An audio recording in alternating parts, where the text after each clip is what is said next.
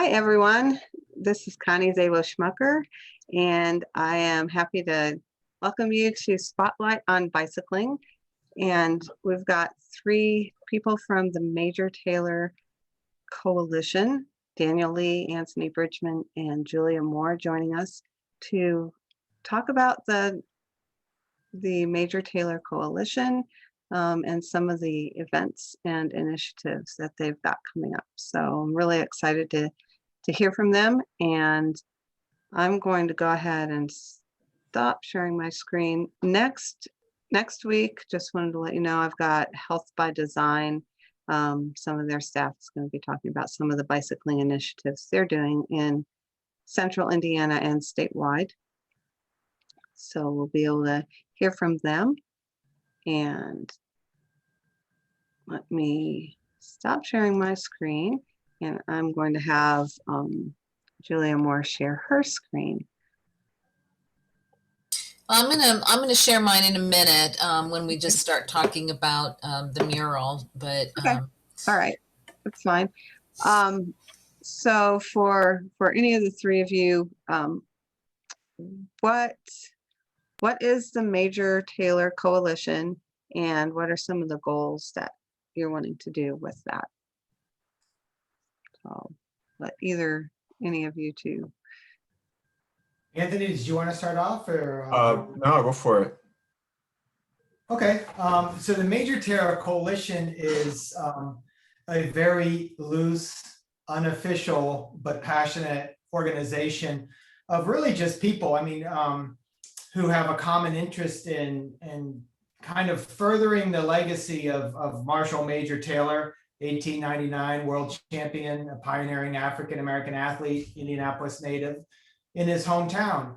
And it kind of grew up over the last 3+ years from just basically some cyclists getting to know each other better and starting to talk, and then kind of building their network out from there.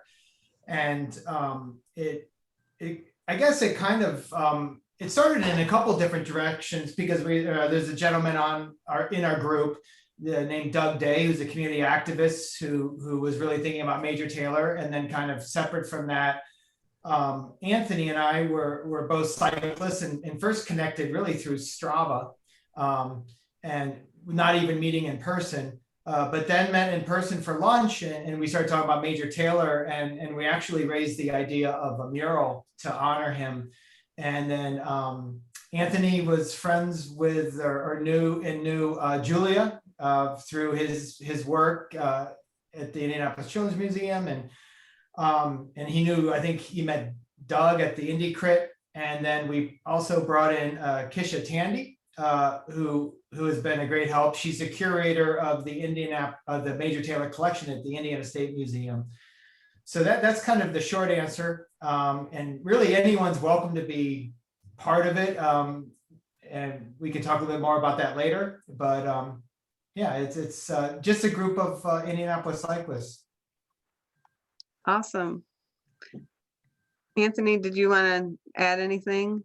Yeah, I think it's really, like Dan said, it's just a loose confederation of individuals who kind of got together and just formed this great nexus of passion for recognizing Marshall Major Taylor, as a great Hoosier and world champion cyclist. So it was just kind of a myriad of things that brought us all together. I think maybe the culminating event was the dedication of the historical marker on the 38th and the Monon.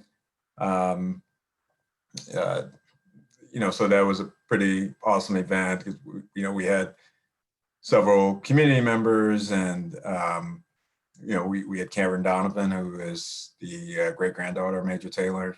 She came from Hawaii, partly for the event, partly to visit with some friends from that she's longtime friends that were based here in Indianapolis. We also had Lynn Tolman, who is the executive director or president of the Major Taylor Association, is based in Massachusetts.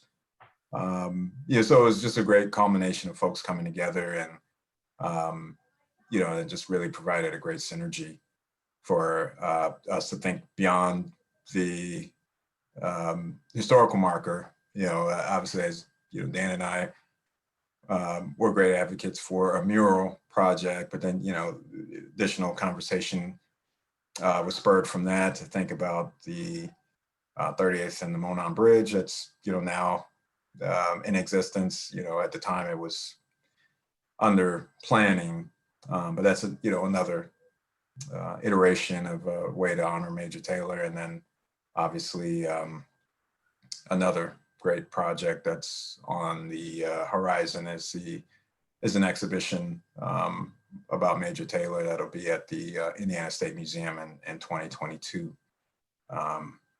Fingers crossed with where we are with COVID related stuff. So yeah, it's been a fantastic journey to get to this point.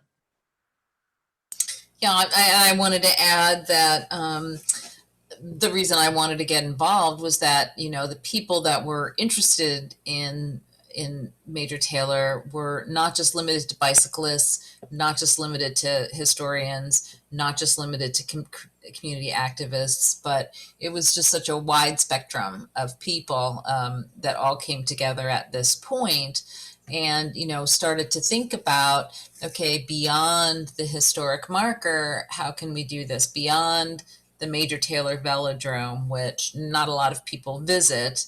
How can we get the name out there to a wider public? And I think the 38th and Monon, the bridge over the Monon Trail over 38th Street was like a huge way that everybody was thinking, can we get art on that bridge? Can we get that bridge to reflect Taylor in some way? How can we affect the design? And that's how Doug Day had gotten involved, because he was a community activist in that area. And he was also very interested in making sure that some of the vanished bicycle history places in the city didn't get forgotten. So he is always talking about the Newby Oval and the Capital City track, and making sure that that becomes part of the story of bicycling, and to just recognize because Indianapolis was actually a hub of bicycling, so to speak. Sorry, bad pun. And just wanted to make sure that some of those things that you can't see anymore got recognized. And it was Doug who was very instrumental in getting Major Taylor to be the focus of a sign at the nexus of the Monon Trail and the Fall Creek Trail, and doing that through reconnecting to our waterways and their cultural signage project. So that's another thing that the Major Taylor Coalition was behind. And writing doing the research, writing the text of that sign, and making sure that that was a point where additionally people could get information about Major Taylor. The historic marker is just text and it's very limited, but the sign was allowed, we could have pictures and then have some a little bit more of a text rather than just sort of dry facts, which is what the historic marker does. Awesome. So beyond what is the what you've worked on so far, we've got an exciting project coming up this summer. And how did that come about? The mural? Yes. Well, that was, you've heard it was Dan and Anthony. They came and talked to me and we had a meeting. They just said, what would it take to get a mural of Major Taylor? And I said, money, space, time, a coalition of the willing. And they said, great, let's do it. So that's how we ended up kind of working on this. And it's been almost 4 years since they came to me in that moment and said, let's figure out how to make this happen. And, public art is always just a confluence of factors, and you kind of have to know when the time is right.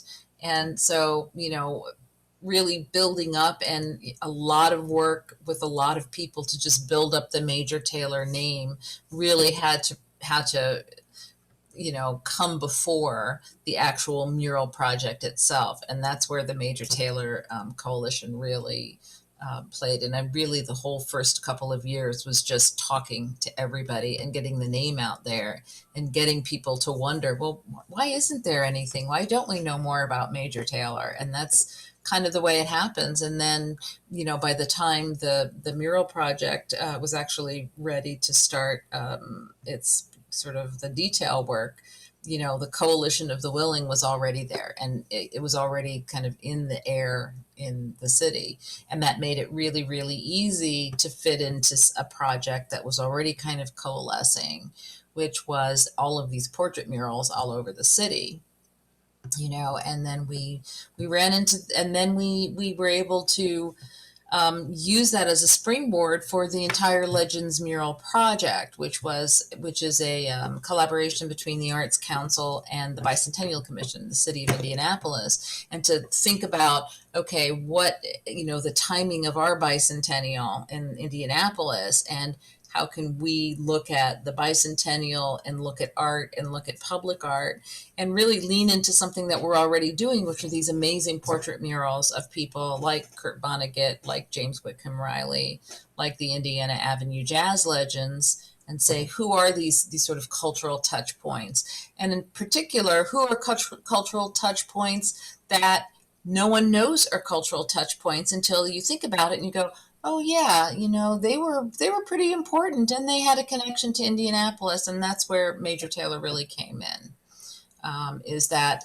the sort of public knowledge of his legacy that had started, I believe it was in 2018 with the Hennessy ad campaign for the Super Bowl. And that was just, that kind of made everybody sit up and take notice. It's like, how can we never heard of this guy before? And that really made everybody think very, very hard, and to make that connection to Indianapolis. And from that point on, it was just a matter of money and location, because we had the awareness. And I would, and I would like to add, I think what really drove the project over those 4 years was really the story of Major Taylor, and both for the people who had already known it and were inspired by it, and people learning along the way, and just realizing what an incredible rich story this is that you know, this was a man born in, you know, 1878, I think, and grew up under, you know, one of the extremely harsh period of time for him to grow up in Indianapolis, and ended up, you know, traveling the world, and Australia and Belgium and France, and beating the world's best in this glimpse of time where bicycle racing was you know, one of the biggest global sports. It's when bikes were the fastest thing that there were, because cars weren't at a point where they could race. There weren't roads, and the engines weren't reliable enough. And so bikes were the daredevils. And this man, Major Taylor, you know, came out of this very obscure, biased background, and became the world's best, and did so in a way with just incredible determination, but also kind of grace. I mean, he was an incredibly resilient and really forgiving person all through his life. And if you read about his story, and I'm sure some of you have, it's actually quite sad. And he was very isolated at the end, and yet he always was a very, you know, faithful person. He really stood by his principles. So what I'd like to say about Major Taylor, and especially at this time, there's really something for everyone to really be inspired by his story. And you know, in Worcester, when he left Indianapolis, he went to Worcester, Massachusetts, and there's now really a lovely statue of him by the Worcester Public Library. So I think it's just thrilling that there's going to be something large scale in Indianapolis for him as well. Yeah, I've known about his story for many, many years. I read Andrew Ritchie's book. I read his autobiography, and there was a movie, a a two-part movie about him on TV, made for TV movie that you can't get anymore, which I wish I could. And so I've always wondered why nobody, not very many people knew about him in Indianapolis. And so I'm thrilled, beyond what I can say, to see more emphasis put on Major Taylor. It's long overdue, but I'm really happy to see more and more people find out about his story. One of the things that I'm curious about with the mural, we have Zoe, one of my colleagues, and I are going to be putting together a mural bike ride that people can do, self-directed bike ride. And so we're putting it on Ride Spot, which is an app that then people would be able to follow. And we want to include the Major Taylor mural. So we're not going to do the ride or plan the ride. It's every time I say a ride, people think we're actually getting a group of people together, but this is going to be a self-directed ride that people can do on their own. But we want to do that after the mural is done, and possibly maybe foreshadow it once it's getting worked on, so then people could see that as well. So, but there's some really nice murals in the downtown area, as well as up in Broad Ripple. And I've also thought about doing maybe a social justice type ride where you go by the Black Lives Matter, and you go by the Kennedy King Park, and Major Taylor, and some other icons like that as well. I can help you with that, because at the Arts Council, that's one of the things that I do is I create public art bike tours. Awesome. And we have a lot that we've already done, and I'm happy to just figure out, just sit down, we'll think of a theme, and we'll create a self-guided ride. It's really cool. Yeah, that would be great. Yeah, So, we're looking at doing something like that in, July, if the timing's right, or July or August, depending on when the mural might be done. Okay. Well, do you want to talk about the mural now? I can share my screen and we can talk about the project. Yeah, that'd be great. Okay. And then if I wanted to say, if anybody has any questions that they would like to pose, go ahead and put them in on chat. Okay. Well, this is obviously Major Taylor. And so this is going to be the first of the Bicentennial Legends murals. We're right now working with several other community groups. These are all groups, they're all partnerships between the Arts Council and community stakeholder groups who are doing pretty much what the Major Taylor Coalition has done, is creating awareness and enthusiasm around a legend. And unfortunately, I can't really talk about the ones that are in process, but we have 3 or 4 of them that are going right now. So the process, how we got to this point, so we announced the Legends Project in September of last year. And at that point, we opened an artist call. So this is an international call for artists who are interested in creating all of the Legends murals. And it's open. We don't jury the call. Anyone can submit their information and their past work. And the way it works is each of the stakeholder groups reviews the pool of artists and then narrows it down from there based on their own criteria for the mural that they're doing. So that call is actually still open. So if any artists are listening, you can go to publicartist.org and you can submit your information. So that was open until early in November, and then we took a little break for the holidays, and then in January we looked at the pool and determined 3 finalist artists, and we commissioned concept designs from each of them. And the 3 artists were Rafael Blanco, who is from the Chicago area, Sean Warren, who's from the Chicago area, and Michael Jordan, who was from Indianapolis.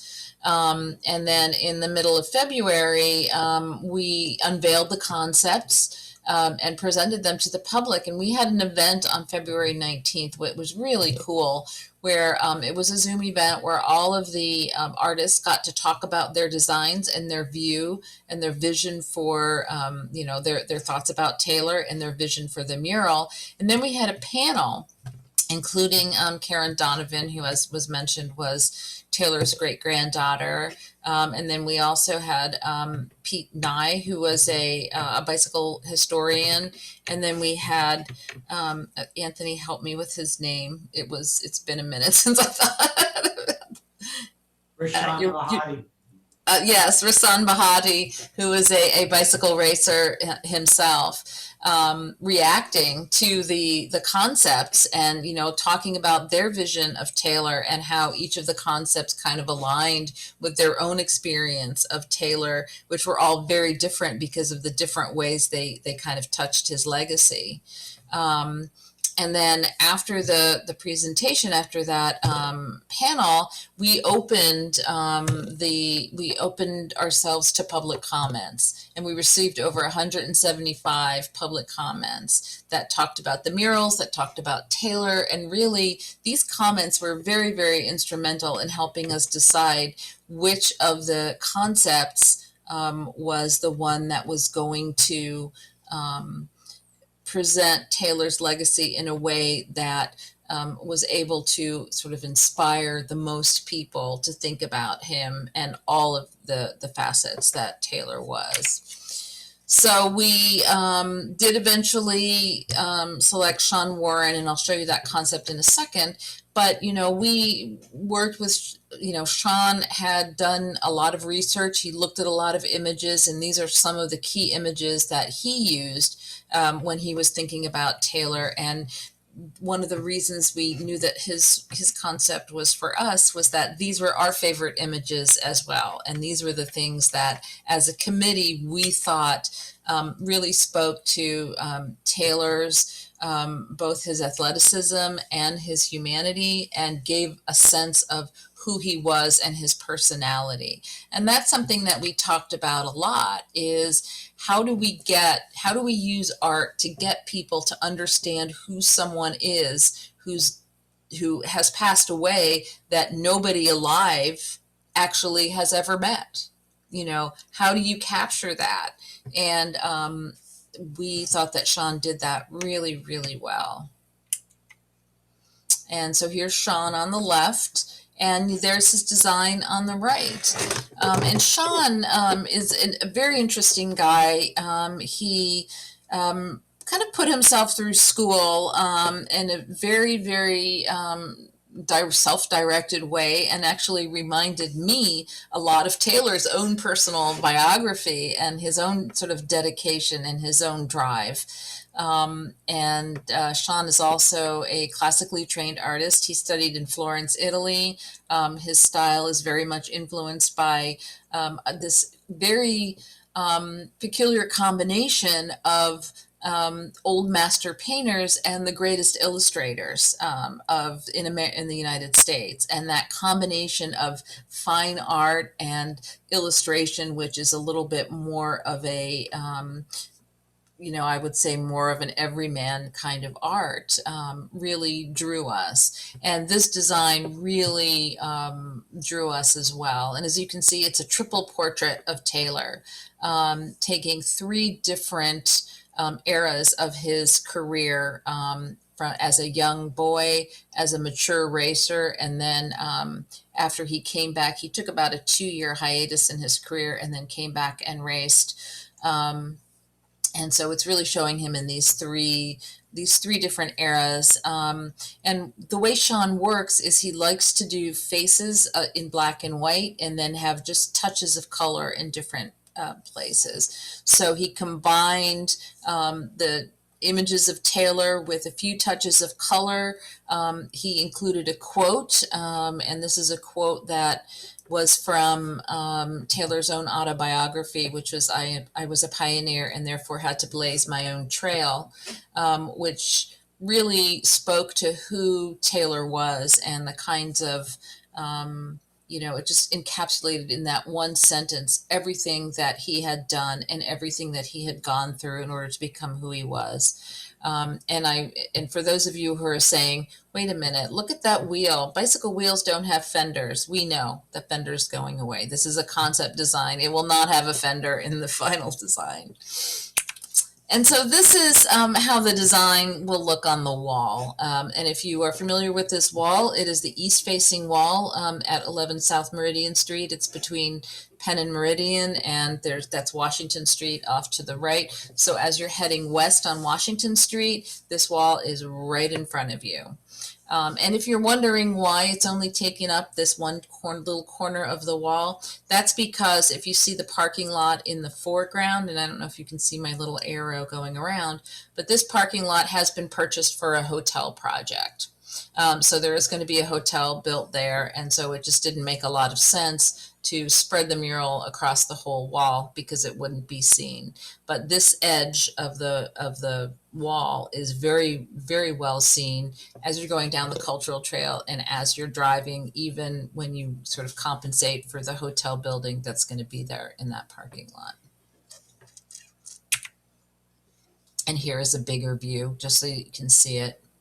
And again, this is a digital mock-up, so it's not perfect, but at least it gives you the idea of the scale. It's 5 stories high, which is pretty astonishing. It's going to be a really amazing mural. And he'll be hand painting all of it himself. And the way he's planning to do it is he will outline it by projecting an image onto the wall. So when he first starts working, he'll be working at night with a projector. And then he'll be working on a lift, and he'll, essentially be laying it out based on his design. And then that will go away, and he'll start working during the days, and then he'll be painting it.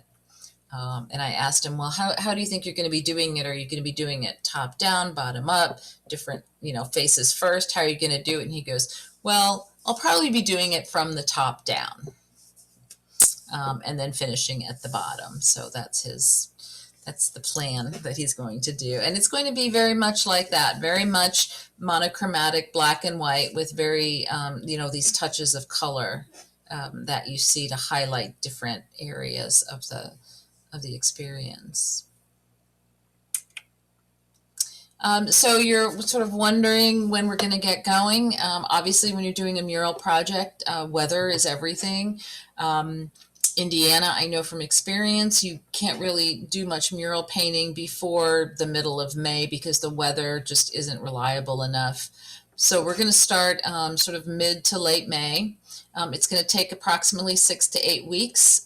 He'll be working weekdays. He won't be working weekends. He's going to go home to Chicago on weekends. And so he's going to hopefully complete by the end of June, but also understanding that there may be some weather. So it will, he is probably going to complete it sort of early, mid-July. He'll definitely be done before the end of July or early August. And then we are looking to dedicate it in September. So, so that is the mural plan. Any questions about the mural?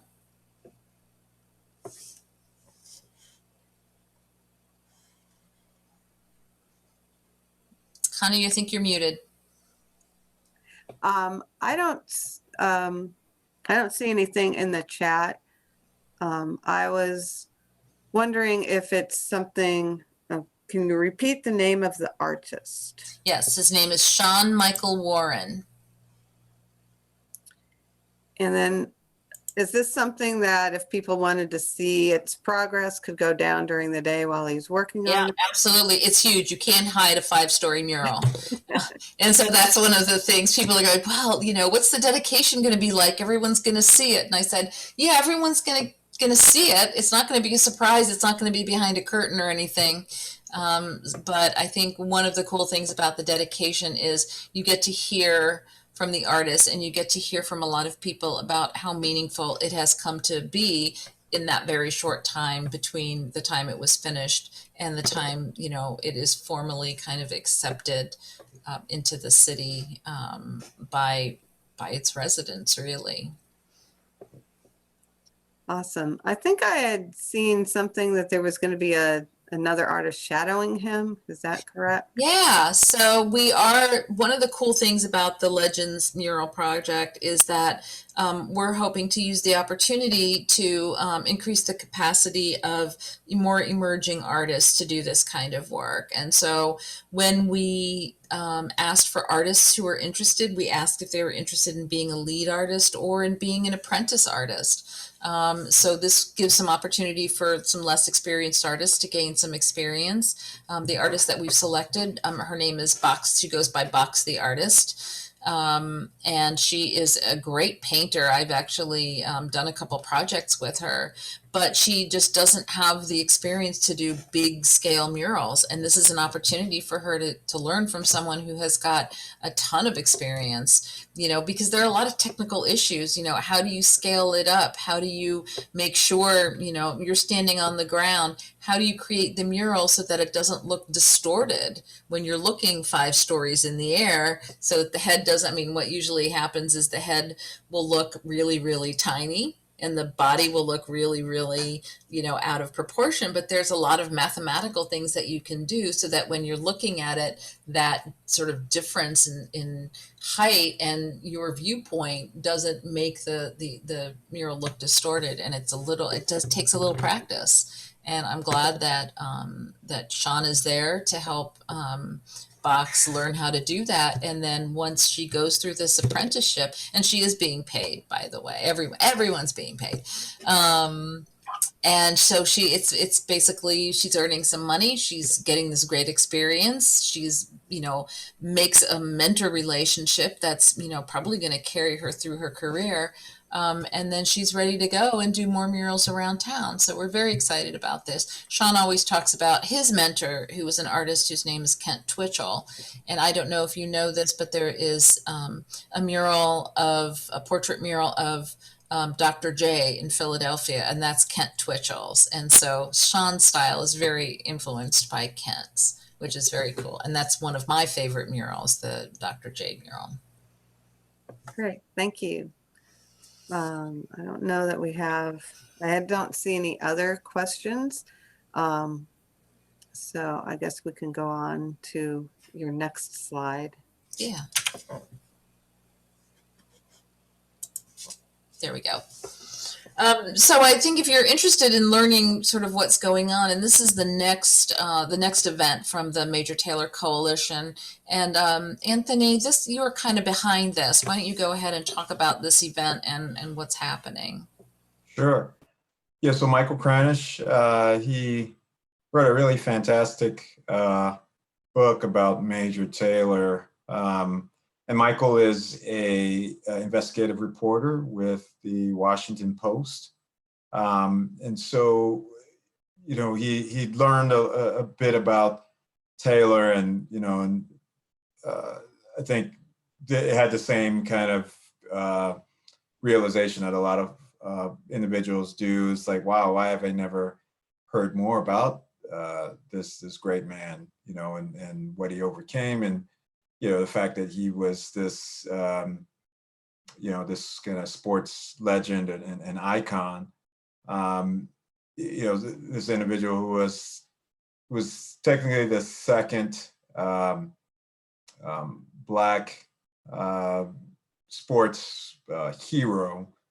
You know, but he was the first. Yeah, I think the first one was a gentleman from Canada. That was an international sports, you know, that won in an event that was an international event and was kind of the world champion in a sport.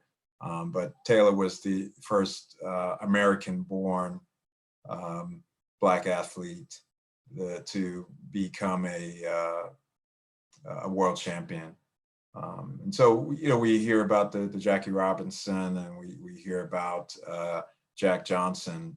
You know, it was over time, those sports have become more popular. You know, baseball and boxing have become more popular than cycling. You know, but, you know, once he heard about the story, and he delved into the research, and he did spend quite a bit of time here in Indianapolis, culling through the archives at the Indiana State Museum, to see, the various artifacts of Taylor, his letters home to his family here in Indianapolis, his letters to his wife, while he was out in Europe racing. He spent a lot of time and covered a lot of ground in research.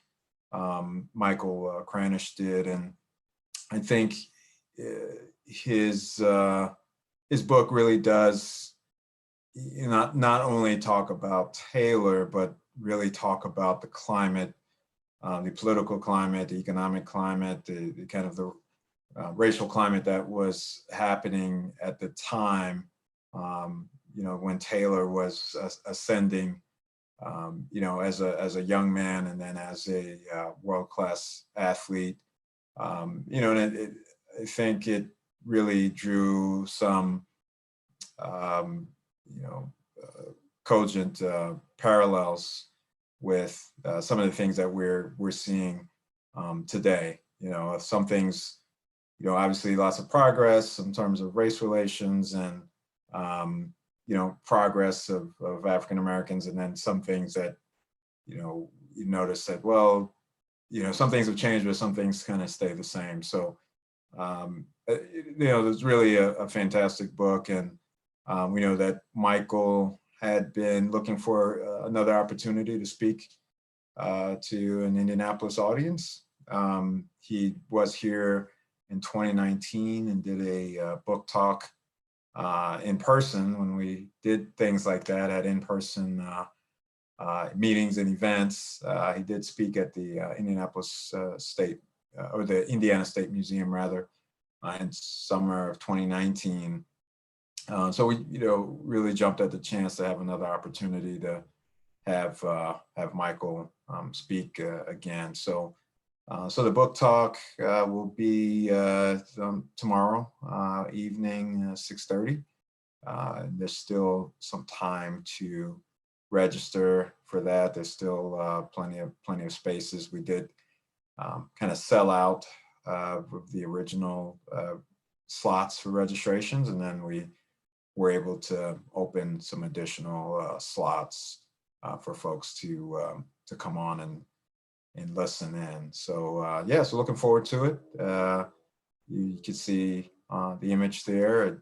It has the address of where to go to register, so that you can visit the website for the Indianapolis Public Library and type in, Major Taylor, and if you don't type in that long link there, you can type in Major Taylor, and then the event invite will pop up, and you'll be able to go to the page to register. So so we're looking forward to it. We have a few initial presenters. I think Dan and I will be on that call, and we'll have Deputy Mayor Judith Thomas, as well as the president of the Indianapolis City Council, Vop Osley, will also be on that call. And I believe the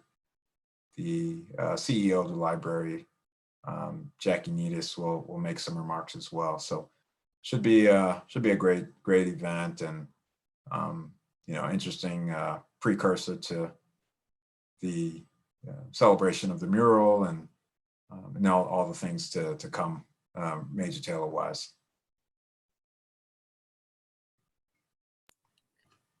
That's awesome. I'm looking forward to it.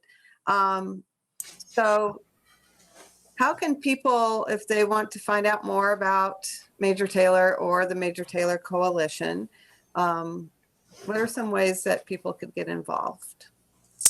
Well, the first thing, and thank you for asking, because we are prepared. So you can go to our website, and it's indiarts.org, and then /legends, and then /Taylor. And you can learn all about the mural. That's our mural page. So right there is right now a bio of Sean, and there's also a the images of the mural. We actually recorded a Q&A interview with Sean, which our marketing department is editing right now. And so that will be up on that site. So you get to learn a little bit more about Sean. And then as we start painting the mural, you'll be able to see some progress images and kind of a little time lapse of the mural. So we're going to set that up. And so that's going to be kind of cool. 6 weeks is an awful long time lapse, but we're gonna do our best to try and give people the sense, if they can't kind of go by every day and track the progress. We'll do a little video so people can see it in a couple of minutes. And so that's our Taylor page for the mural and for this project. And then if you're interested in the Major Taylor Coalition, majortailorindy.org is the website. And you can learn about Taylor on the website. You can learn about all other activities that are happening to honor Major Taylor. If you're interested and if you want to help make it a thing, you can use the hashtag Honor Major Taylor. And then on the website, you can also sign up, be on the mailing list, and then receive regular updates. And you'll receive some updates on the mural and other things that the Major Taylor Coalition are doing. There are a couple of other things that are in the works for the Major Taylor Coalition. We mentioned earlier the bridge over the Monon Trail Bridge over 38th Street. We're working right now to get that named the Major Taylor Bridge. So that's something that's happening right there. And then figuring out what else we can do. Yeah, and just to add to what Julia said there is we've been sending, if you go to the majortailorindy.org and give us your email there, we've been sending out updates about once a month. And we are going to have some more things. And in fact, there's a couple things that are in the works and are pretty close to kind of being done deals. And, one kind of involves the Indiana State Museum, and then there should be things around the launch in September. And we're also developing a couple sort of talking about different kinds of presentations that we can do in whether it's Zoom or hopefully more in person about Major Taylor as things go on. So if you have any interest, please go to that website. And then Anthony, I don't know, with the what was called Indie Crit, now Indie Momentum, I mean, there's the Major Taylor ride coming up, and there'll be other things around that with the unveiling. So yeah, lots of great stuff. Yep. Yeah. Well, there'll be the Momentum Indie, formerly Indie Crit, the organization that puts on that event every year, and so the weekend of September 10th and 11th, there'll be the Mass Ave Crit and then Indie Crit on September the 11th, and on the morning of the 11th, there'll be the the third annual Major Taylor community ride. So be opportunity for folks to gather, be a few different lengths. I think the shortest distance will go from downtown to the Major Taylor Velodrome. The longest distance is about 50-mile distance that will go from the Velodrome and continue onwards. But yeah, looking forward to that. There'll be a dedication ceremony for the mural. That'll be again on September the 9th.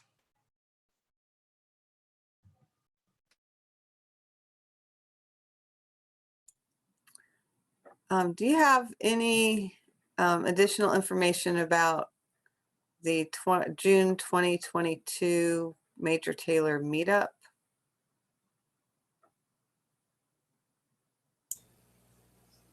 I don't have any information about that. Now, I do know in July, the International Bicycle History Conference is going to be here in Indianapolis, and it's going to be themed around Major Taylor. So there'll be a number of Taylor-related events with that. And one of the things that I would love to see, that I would love to work on, is a ride through Indianapolis that hits various points in the city related to Taylor and his history and his life here.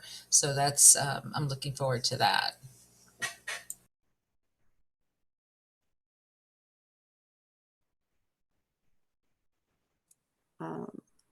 Any additional information or questions from folks? All right. I would like to again thank all of you for joining us and enlightening us about Major Taylor, as well as the efforts that you are doing to honor him in his home city. And you know, I'm personally excited about it, and look forward to seeing the mural and some of the other initiatives that you have. And anything that we could do, Bicycle Garage Indy, to help get the word out about any of your initiatives, just let me know. And we have our email list that goes out to all of our customer base and our Facebook page and all of that. So we would love to continue to help get the word out about all of these cool things that are happening.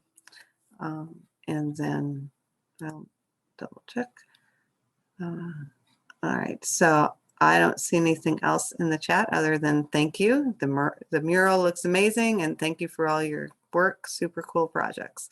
So I'm going to go ahead and end this meeting for tonight. And thank you again.